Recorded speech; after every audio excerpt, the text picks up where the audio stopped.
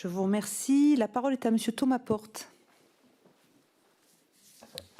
Merci, merci Madame la Présidente. Effectivement, c'est important d'avoir ce débat et ça a été rappelé par un certain nombre de personnes avant moi sur le nombre d'arrestations pour des projets terroristes d'extrême droite en Europe, dont plus de 40% se situent en France, ce qui pose quand même la question de la centralité de la France dans la montée de la violence d'extrême droite.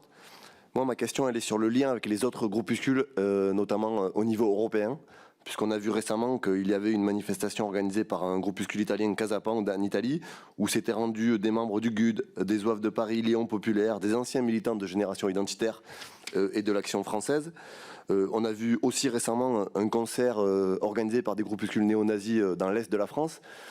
Ma question, c'est de savoir si aujourd'hui il y a une véritable structuration de ces groupuscules à l'échelle européenne avec des objectifs terroristes et des passages à l'acte.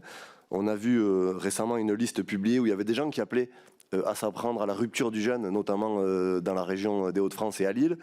Est-ce qu'il y a véritablement une organisation terroriste des groupuscules d'extrême droite? Le directeur de la DGSI qu'on a auditionné a dit, lui, que cette idéologie s'est internationalisée. Et moi, je voudrais juste terminer là-dessus, parce qu'on a un débat sur la notion de terrorisme. Effectivement, vous avez eu raison de rappeler qu'il y a quelques mois, dans notre pays, c'est un joueur de rugby argentin qui a été assassiné par un ancien militant du GUD, proche des partis d'extrême droite, que c'est un ancien candidat départemental du Front National qui s'est attaqué à une mosquée. Donc cette violence, elle vient et elle intente à la vie des personnes et on sait de quel côté elle pend. Et c'est une violence d'ultra-droite et d'extrême droite.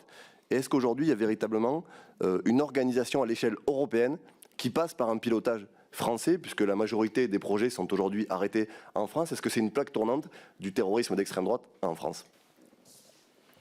Je vous remercie. Monsieur Lecoeur? Oui.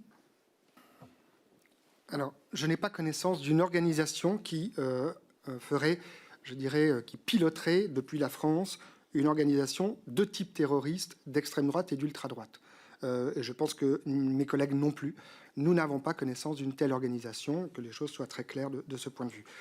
Ce dont nous pouvons avoir connaissance, comme vous l'avez laissé entendre, c'est de l'organisation à certains moments de rassemblements d'un certain nombre de groupuscules qui, en effet, se revendiquent de choses très radicales et qui peuvent appeler à des formes de violence diverses, qui peuvent aller de la violence de type symbolique, de l'agression, de l'insulte, de la menace, jusqu'à des violences réelles, physiques, concrètes sur des personnes. Et c'est cela, je pense, qui est aujourd'hui en question. C'est qu'on a un regain, un renouveau des types de violences, à la fois sur les réseaux sociaux, vous avez raison de le mentionner, parce que cela peut entraîner des passages à l'acte, notamment de la part de certains loups solitaires. On pense à Breivik, dans le nord de ou à Christchurch, bien entendu, qui a donné des répliques aux États-Unis, et je le rappelle, hein, à chaque fois qu'il y a un attentat quelque part, cela libère, comme l'effet papillon dont on a parlé dans les années 90, cela libère la possibilité d'un attentat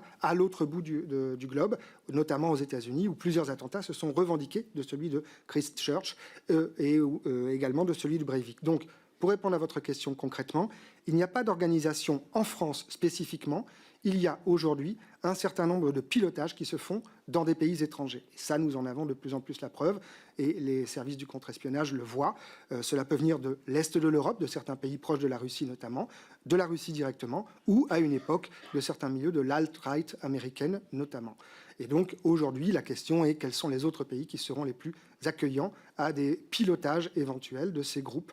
On peut évidemment penser en partie à l'Italie ou à d'autres pays d'Europe. Je vous remercie. Allez-y, monsieur Archenot.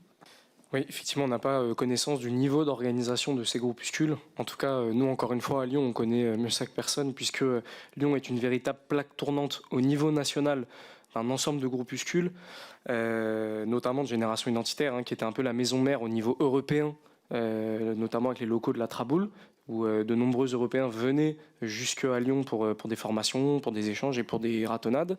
On a eu notamment la venue des néo-nazis de l'Aube dorée, des Grecs et des exemples, on en a beaucoup d'autres. Ce qui est sûr, c'est que les liens se renforcent entre ces différents groupuscules et qu'il y a la même volonté de prise du pouvoir et qui sont prêts à tout pour ça. par les urnes, évidemment, en soutenant des candidats d'extrême droite à la présidentielle, mais aussi par l'action directe, et notamment par des attentats terroristes. Il y a l'histoire des loups solitaires, effectivement, qui est un peu difficile à quantifier, mais il y a aussi des militants qui ont des fois ont eu des responsabilités au sein de ces groupuscules. Je pense notamment à Logan Nizin, qui a été condamné récemment, il me semble pour une dizaine d'années, pour association et terrorisme, qui visait notamment la personnalité de Jean-Luc Mélenchon, mais pas que. Ce militant était un militant de l'Action française Marseille. L'Action française Marseille, qui, je le rappelle, distribuait des tracts devant les meetings du Rassemblement national et du Front national, à l'entrée de ces meetings.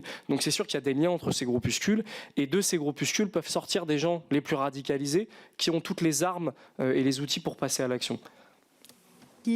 La parole est à Madame Sophie